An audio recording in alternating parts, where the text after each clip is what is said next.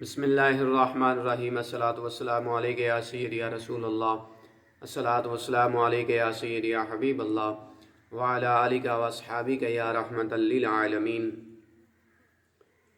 روایت حضرت عمارہ ابن روبیہ رضی اللہ تعالیٰ عنہ سے فرماتے ہیں، میں نے رسول اللہ صلی اللہ تعالیٰ علیہ وآلہ وسلم کو یہ فرماتے ہوئے سنا، وہ شخص آگ میں ہرگز داخل نہ ہوگا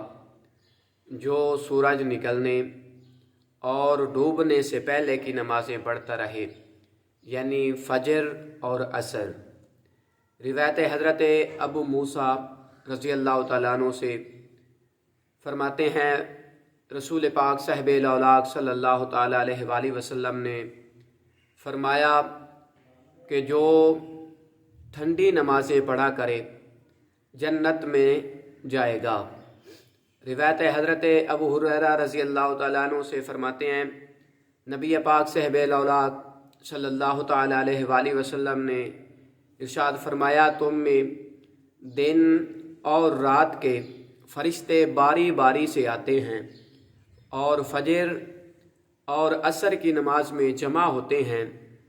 پھر جو تم میں رات گزاریں وہ چڑھ جاتے ہیں اور ان سے ان کا رب پوچھتا ہے، حالانکہ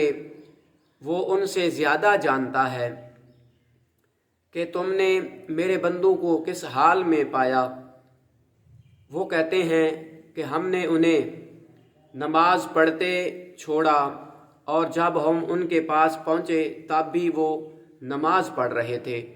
تو اللہ تبارک و تعالیٰ کی بارگاہ میں دعا ہے کہ رب ذوالجلال ہم سب کو نماز 5 گانا باجماعت ادا کرنے کی توفیق عطا فرمائے، آمین ثم آمین۔